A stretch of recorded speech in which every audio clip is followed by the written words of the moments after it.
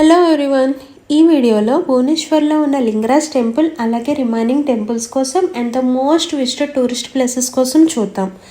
Lingaraj temple భువనేశ్వర్లోని the oldest and the major tourist attraction place.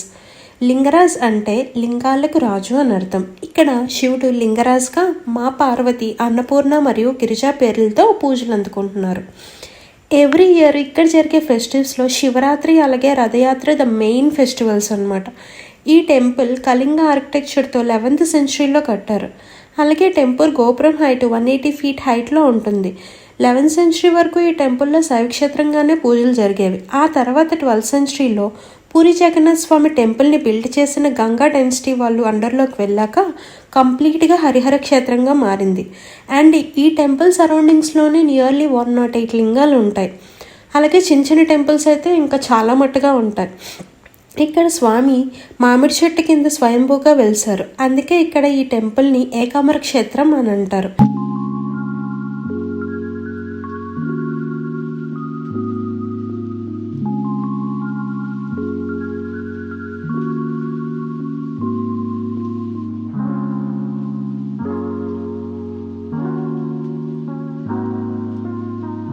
ఇక్కడ ప్రసాదం కూడా మనకి పూరీలో ప్రసాదంలానే ఉంటుంది. అంటే ఒక ప్లేట్లోని మొత్తం అంటే స్వామివారికి ఏదైతే భోగం సమర్పించారో అదే భోగాన్ని మనకి ఇక్కడ ప్రసాదంగా ఇస్తారు.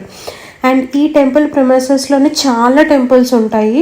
అవన్నీ కవర్ చేయాలంటే మనకి ఎప్పటికీ అవ్వదు. సో మెయిన్ టెంపుల్స్ ఏంటంటే Gauri Shankar temple, Parasurameswara temple, Mukteshwara temple, రాజారాణి temple and ఇవన్నీ కూడా ఈశ్వరుడి గుళ్ళే. ఒక్క అనంత వాసుదేవన్ టెంపుల్ మాత్రం విష్ణు టెంపుల్. లింగరాజ్ టెంపుల్ అలాగే ఈ చుట్టుపక్కల ఉన్న టెంపుల్స్ అన్నీ మనకి కవర్ చేసినప్పటికీ ఆఫ్టర్నూన్ అరౌండ్ 1 or 2 అవుతుంది. సో మంచిగా లంచ్ ఫినిష్ చేసుకొని ధౌల్గిరి వెళ్ళిపోండి. ధౌల్గిరి నుంచి మొత్తం అక్కడ సైట్ విజిటింగ్ అంతా అయిపోయినాక సీదా రూమ్కి పోయి ఆ రోజు ఫ్రెష్ అయిపోయి నెక్స్ట్ డే మనకి కందన్గిరి జూకి వెళ్ళండి. ఇదైతే ఇండియాలో ద 2nd largest జూ అనమాట.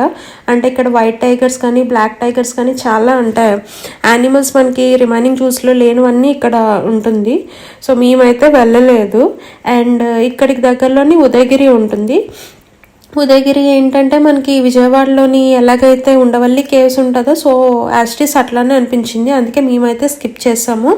ఎంట్రీ టికెట్ అయితే 25 rupees ఉంటుంది. దీనికి దగ్గరలో ఒడిస్సా మ్యూజియం ఉంటుంది. మీకు కావాలనుకుంటే దానికి వెళ్ళొచ్చు. అండ్ రీసెంట్గా మేము ఎక్స్పీరియన్స్ చేసింది ఏంటంటే shopping, street shopping is the best అని చెప్పొచ్చు. అందరికీ ఆ డిజైన్స్ అవి నచ్చొచ్చు నచ్చకపోవచ్చు.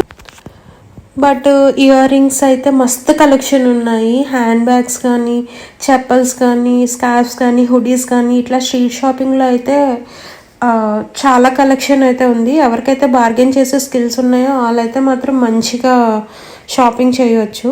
ఈసారి మీరు ఎప్పుడైనా భువనేశ్వర్ ప్లాన్ చేసుకునేలాగా ఉంటే 2 days ప్లాన్ చేసుకోండి. సో దట్ ఈ ప్లేసెస్ అన్నీ కవర్ చేయడానికి అవుతుంది. ఈ వీడియో కనుక మీకు నచ్చినట్టయితే please do like, share and subscribe to our solo diaries. Thanks for watching.